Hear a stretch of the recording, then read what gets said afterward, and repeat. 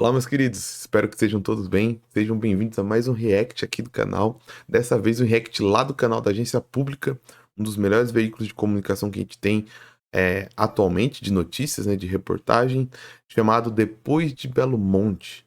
Aqui no canal, alguns dias atrás, eu fiz um react sobre a questão dos poços de petróleo lá na Amazônia, né? E eu falei um pouquinho e li um pouquinho sobre como é importante a gente ter cuidado. Eu também falei como Belo Monte é um exemplo do que não fazer em questões ambientais, também envolvendo questões de matriz energética, né? A usina hidrelétrica de Belo Monte, lá no Pará. Então aqui eu trouxe um vídeo para exemplificar aquilo que eu quis dizer e para mostrar a importância que é o que o IBAMA fez com a Petrobras.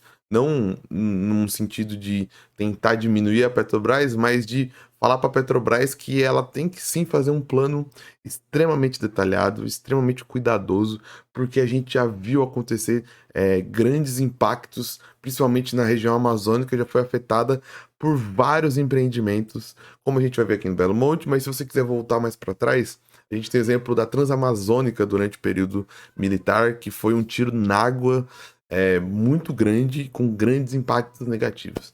Então, é para a gente ver que é importante sim a gente falar dessa questão, porque não é só uma questão boba, que não pode ficar só no deslumbramento econômico que o petróleo pode trazer para a gente, mas a gente tem que ver que mexe com vidas humanas e mexe com a vida no planeta, com o ecossistema no planeta. Mas antes de começar a reação, não se esqueça de deixar seu like, não se esqueça de se inscrever no canal e de comentar e de compartilhar se você quiser e puder. E vamos lá pro vídeo. Nós está hoje aqui ainda, o Juruna está nessa região da Volta Grande, permanecer no local dele é uma resistência, é uma forma de se orgulhar de estar permanecendo aqui ainda.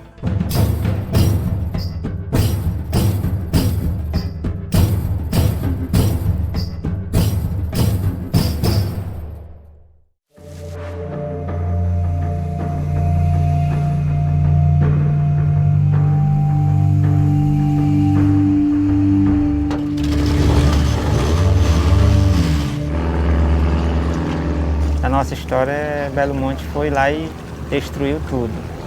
Então essa canoada ela representa uma forma de manifesto e ao mesmo tempo uma forma também de procurar alternativas de como se pensar, de como é que vai ficar daqui para frente, né? Porque a hidrelétrica já foi feita. Então como é que a gente pode fazer para tentar procurar meios, né, de minimizar ou procurar uma outra forma?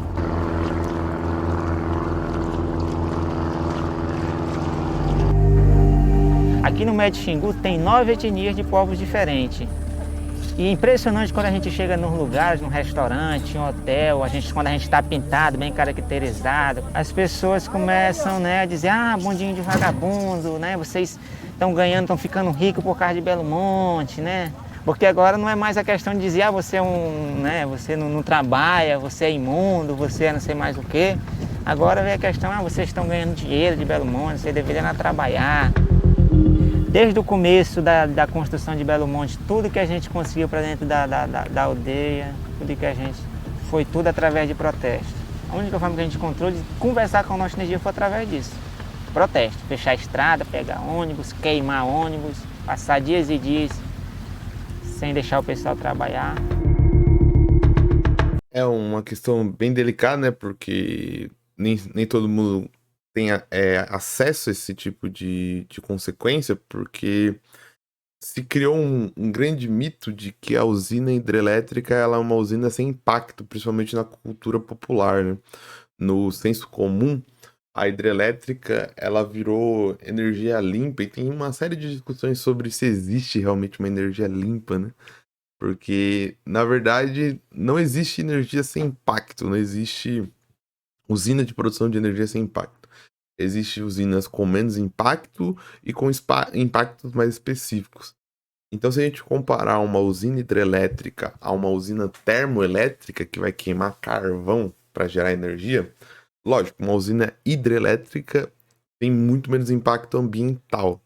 Mas não é por isso que não tem impacto. E um dos primeiros impactos da usina hidrelétrica é o alargamento das margens, né? Porque você tem que construir uma represa, então você vai parar o fluxo de um rio, ou o fluxo de um grande rio, né?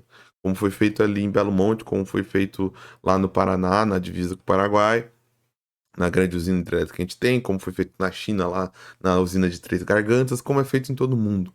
Então você tem que represar esse rio e você vai parar esse fluxo. Quando você para esse fluxo, tem um alagamento das margens.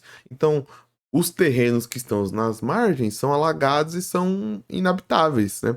E isso vai gerar uma série de impactos para as populações que estão nessas margens e também para os animais que estão nessas margens e que vivem em margens.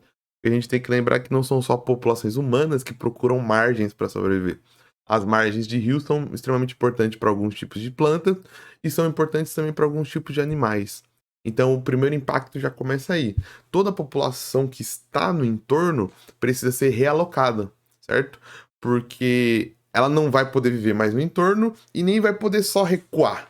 Porque aquele rio vai ficar margeado, aquele rio vai ficar represado. Então, ela não vai conseguir tirar a subsistência que ela tirava antes desse rio. Então, não é questão de só. Muitas vezes a gente pode pensar no nosso imaginário que é só empurrar um pouquinho pro continente e eles continuam sobrevivendo ali. Não! Toda aquela vida que estava em torno daquele rio não vai funcionar mais como funcionava antes, porque esse rio agora ele está com fluxo diferente, está trabalhando de maneira diferente, está represado. Então, espécies de peixes não vão continuar lá, uma espécie de animais não vão continuar lá, e até espécies de plantas, ao serem engolidas por o rio, não vão conseguir sobreviver. Aqui a gente faz o sistema de transposição. O pessoal pega a embarcação e atravessa por rio, outro rio para a parte de baixo. Essa foi a única maneira que a gente conseguiu, que a nossa energia propôs, e é a única mais viável de fazer com que a gente continuasse andando no rio ainda.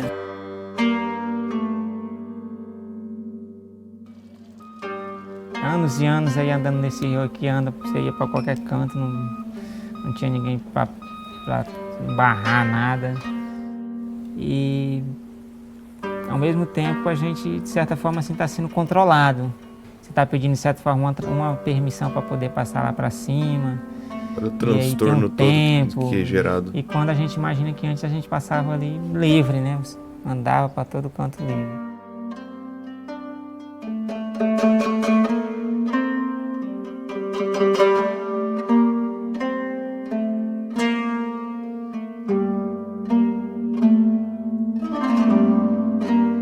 Aqui é a represa, né?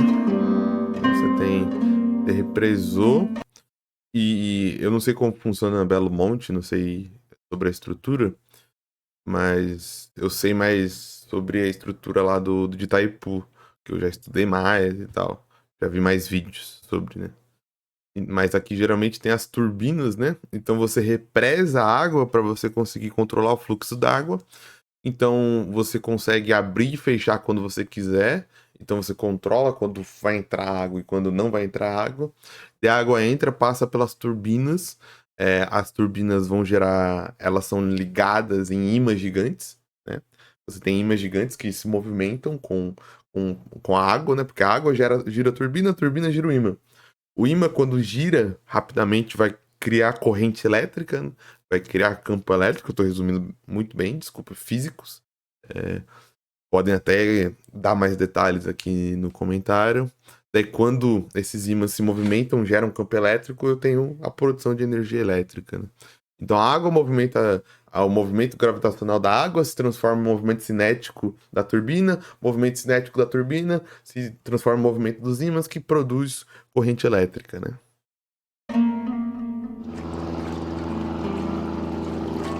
E quando eu digo ímã, não é tipo ímã de geladeira, são ímãs próprios para isso, né? Ímãs, níveis industriais de ímãs.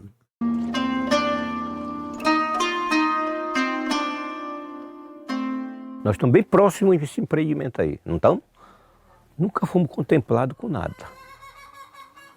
Você chega aqui, qual é o empreendimento que a nossa energia deixou aqui para a Ilha da Fazenda, para esse povo? Nada. Um pulso que foi feito aí, que eu por muito luta eu brigando pelo pulso, a nossa energia mandou fazer. Hoje eu estou sem um gota de água nessas torneiras aí. Estou com mais de ano. Os indígenas da de baixo, esses meus parentes, eles tudo foram contemplados. Porque eles estão no PBACI. Nós estamos no sinal de tal de PBA geral, que nada de bom trouxeram para nós. Mas nós não temos esse direito por isso, porque nós não somos aldeados. Nós somos de ribeirinho. Esse problema, você vê que a burocracia é a causa, né? Norte Energia, não sei se é. Deixa eu até pesquisar. Norte Energia é estatal ou é particular? Vamos ver. Norte Energia. Consórcio Norte Energia é o grupo formado por diversas empresas. Ah, então é privado, né? Então a Norte Energia, ela ajudou uma parte, né? Por conta de uma burocracia, por conta de uma burocracia boa, e ajudou daquele jeito, a gente viu, né? Não foi uma ajuda, né? O próprio indígena que tava falando antes falou que eles tiveram que parar a estrada, fazer um monte de protestos, né? E para conseguir ajuda, né? Quando na verdade eles estão sendo invadidos, a terra que pertence a eles está sendo invadida, e além de eles serem invadidos, serem tirados da terra, não poderem viver como viviam antes, eles nem estão recebendo um tipo de indenização, um tipo de ajuda, né? Estão recebendo transtorno só. Meu sabor? Desse tio? Meu sabor? Olha, vai ser um... Opa! Vou mostrar um jogo aqui que é com Melé. Não vou...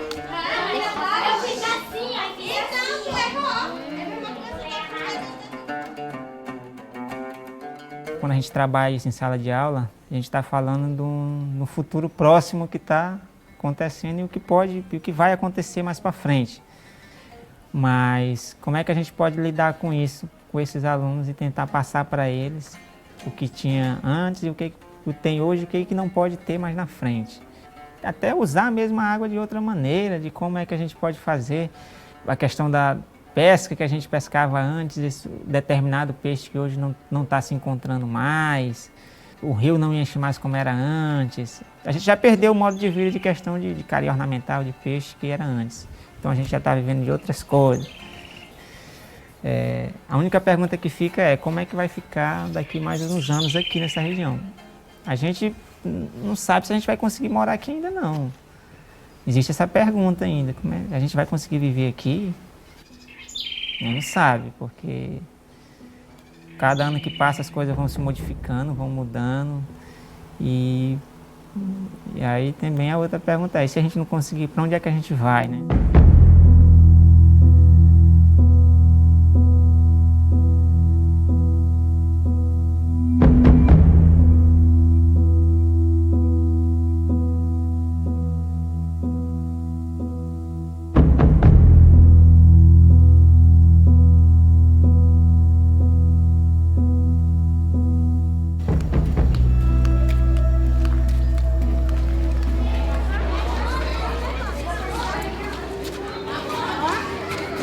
Se hoje eu tenho um computador, eu agradeço muito a Deus, primeiramente, e depois Belo Monte. Eles falam mal porque querem falar. Porque pior eles viviam dantes de Belo Monte. Pior. Porque eles não tinham nada jogado aí.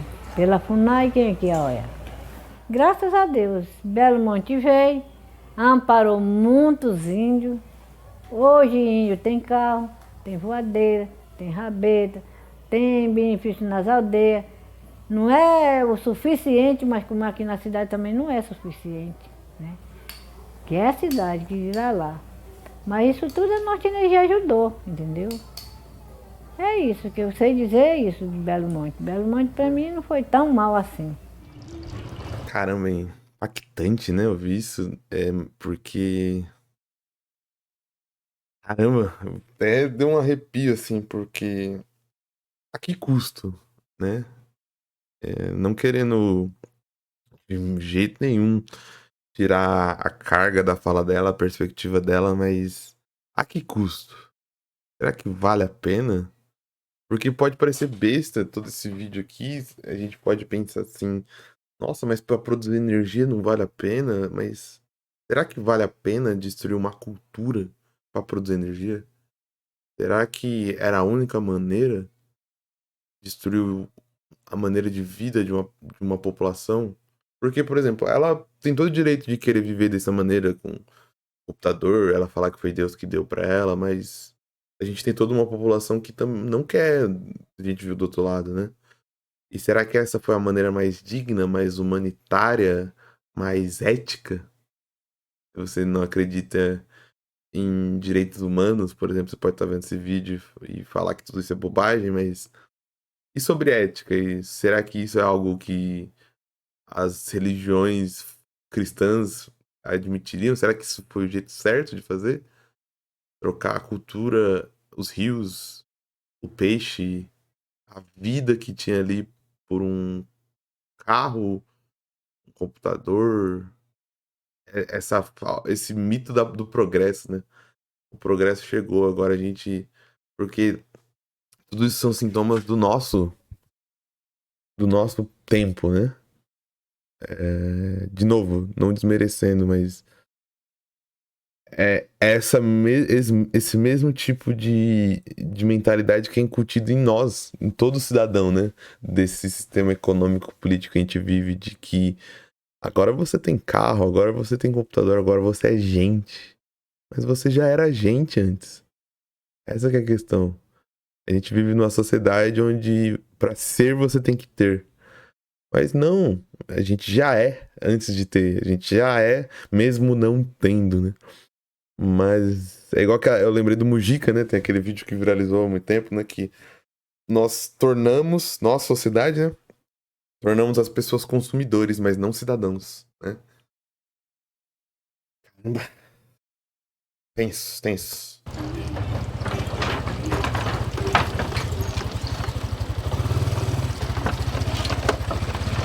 Eu vim lá de onde eu morava, porque lá não teve mais como nós sobreviver. Lá onde nós morávamos ficou por baixo da barragem. Entendeu? Como ficou por baixo da barragem, a nossa sobrevivência acabou.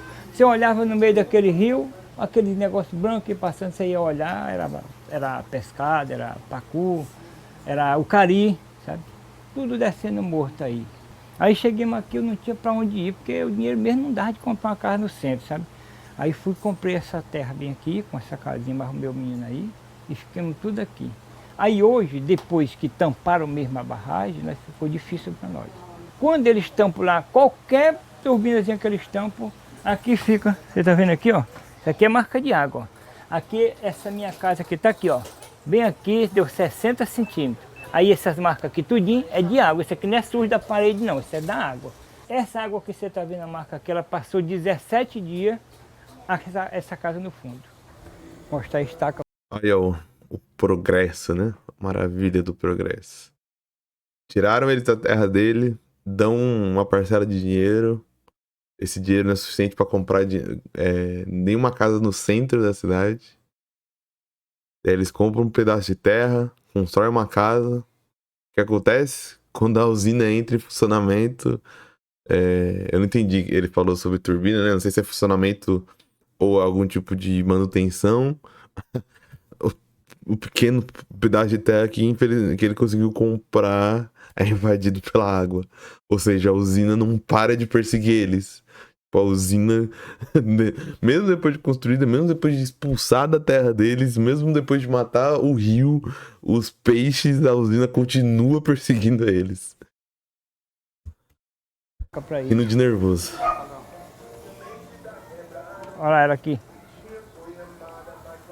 Agora desceu muito. Aqui, ela aqui, ó. Aqui tá... Isso é saneamento básico, né, Norte Energia? Não convém construir saneamento básico para a população que foi expulsa? Não, né? É só dar um dinheiro, né? Dar uma pequena indenização, carro, né? Celular. Não, agora vocês são gente, vocês têm geladeira, carro e celular. Não. Nenhum desses produtos tá no pacote da dignidade, porque é como a sociedade funciona hoje. A gente precisa da geladeira porque a sociedade foi construída por isso, né? Mas falta muito ainda para ser tratado como cidadãos. Muito, muito, muito, muito, muito. Quando eles tampam, ó. Ela chega, vem até Até bem aqui onde está essa marca aqui de lápis, aqui é nós que marca, ó. Tá vendo aqui, ó? Tá vendo? Até bem aqui, assim ela vem. Quando ela vem bem aqui, essa cadeia do meu menino fica toda no fundo. Aí a gente não tem para onde ir, fica aqui dentro d'água mesmo, até esperar vazar. Pois é, minha situação aqui tem sido essa. Tem tido tão revoltado da gente vir para cá e não ter jeito para sair para outro canto, sabe?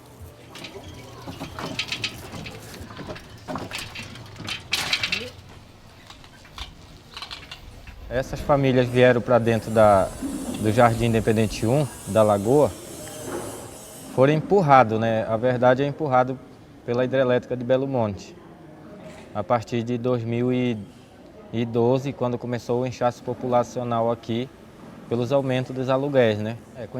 Com o enchimento do reservatório, quando enche o nível do rio, o lençol regional empurra o lençol freático, né?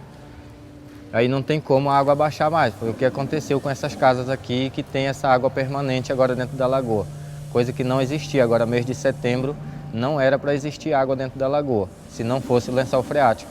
E hoje nós temos parte na lagoa que está com 3,20 metros, 3,40 metros de água. E tudo isso poderia ser evitado por um estudo de impacto, um estudo sério. Ou seja, se essas pessoas vão ser atingidas, tá, chegamos ao consenso de que tem que construir hidrelétrica, a hidrelétrica vai sair de qualquer jeito, infelizmente. Tá, o que vai ser feito com essas populações? Como que a gente vai trazer dignidade para elas? Como que a gente vai fazer com que eles morem num lugar digno? Que eles sejam indenizados? Como que a gente vai fazer para essa população continuar sobrevivendo de maneira digna? Não foi. Não foi. Os estudos só foram sobre os megawatts. Assim como a questão do petróleo, né? A gente viu lá na CNN, sempre fala dos milhões de barris de petróleo, milhões de reais. Vale a pena? Será que vale a pena?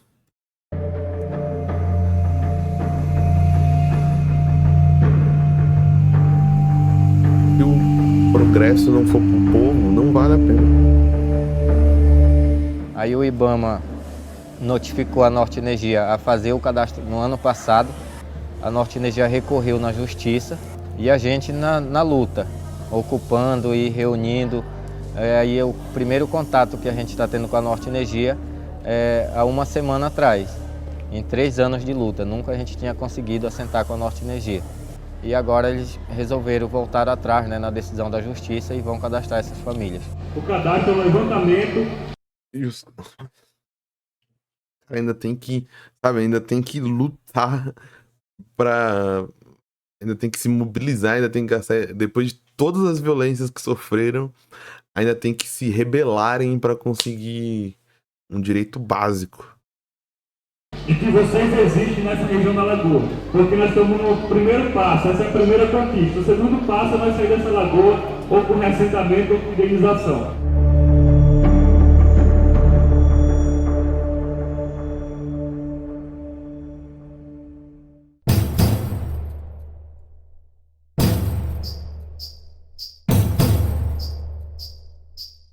É isso então, né?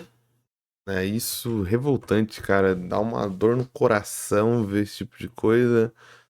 E de novo, esse só é um dos exemplos do que aconteceu. A gente tem vários outros tipos de exemplos de destruição de que Belo Monte deixou. Quem sabe eu até reajo a mais vídeos aqui no canal. Vocês viram que esse vídeo faz parte de uma série também, né? A Amazônia Resiste. Mas se você procurar em jornais, artigos científicos, você tem coisas da FAPESP, você tem até matérias do Fantástico mostrando uma série de questões que foram impactadas aqui. O vídeo focou mais nos nativos, né, que estavam nas terras que foram construir Belo Monte. Mas a gente tem impactos, por exemplo, teve matéria de jornais já mostrando que a violência em Altamira aumentou muito depois que a usina terminou de ser construída, por um fato e isso está associado, um dos efeitos, é a desigualdade social que causou, porque uma massa grande de operários foi para Altamira para construir, a usina, mas eles não tiveram um gerenciamento nem um planejamento de carreira. Então, quando a usina acaba, uma grande parte de massa de operários, principalmente, infelizmente, os não qualificados, não tem mais trabalho. Eles não têm mais salário, eles não têm mais meio de subsistência. Esses caras muitas vezes largaram tudo para trabalhar lá. E quem vai ser empregado na usina em funcionamento são os trabalhos qualificados, né? E não houve uma preparação. Quem sabe, por exemplo, pessoas que participaram daqui vão ter cursos, vão ser orientados a estudar para depois ter emprego na usina funcionando.